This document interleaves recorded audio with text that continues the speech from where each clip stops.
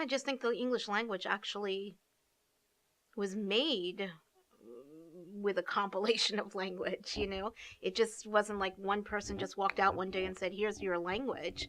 You know, it came from so many different other languages and cultures to make this one cohesive language. And the French influenced it again, so not many people know that. We know about Greek roots, we know about Latin roots, but who thought the French influenced our language? But they did. Mexico has a great influence not only on the language but also on the culture. And in the northeastern United States, there's a great deal of French influence. So anytime that you have different groups of people interacting and meeting, language is going to change and evolve because language is a very living thing. I mean, the only difference between early modern English and modern English right now is vocabulary. So many more words now. And why? You know, your culture has words, your culture has words, your heritage has words. Let's bring them all together. Yeah, it's lots of words and phrases that I use all the time.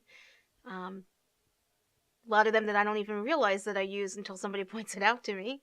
When I'm like having a conversation with my friend and like I'm thinking about something's bad, I say fakata instead of like bad, like it's disgusting. It just sounds better, and like I grew up with the word. Machina, which kind of means carnival. When we lived in Manhattan, Catholic schools used to have a carnival on a block, and some people would call it a block party. But the Puerto Ricans would call it a machina. Well, yeah, my sister went up to my mom and was like, isn't it called a machina? And mom was like, no. It's just like a word that we use for it. You know, we used to call a little child's head a kepi. And so I raised my kids, telling them as they were moving through the room and bending down into things like, watch your kepi, watch your kepi. My husband is Italian, so in talking with my children, I find a lot that I use Italian phrases, especially when they're being bad. My youngest daughter, she used the word kepi, and she had a little boy in the classroom that was bending down and was coming up by a cabinet and didn't want him to hit his head. And she screamed out in the middle of the classroom, watch your kepi! And the kid didn't even know what she was talking about. It's just something that she actually thought was the word. She doesn't realize that it wasn't the real word for a head. All the phrases from those cultures become mixed with English, and eventually those words, through the years become part of regular English. It usually comes, I think, into when there's a need for a word. I mean, I think what happens is if they're used enough, they become part of our language, and that's how they enter the dictionary. There are obviously words that attract you in some way. They're words that mean something to you, that have a descriptive feeling to them. I don't know. I mean, I don't say every word in Yiddish, but there are some things that I could just remember my grandparents saying and my parents saying, and I just didn't know it as anything else. Well, I think it says that traditionally as a country we have been very accepting of other cultures and other peoples.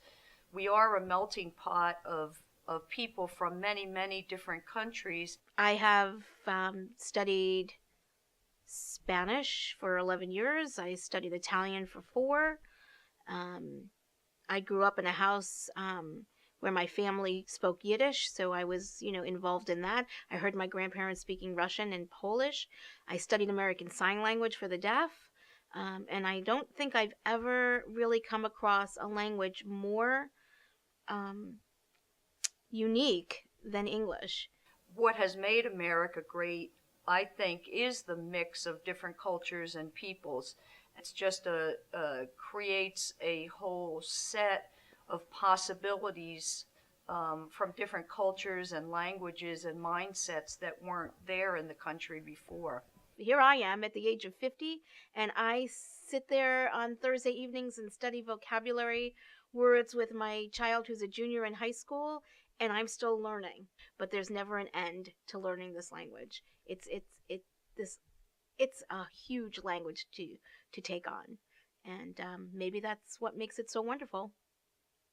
There's never a time to stop learning.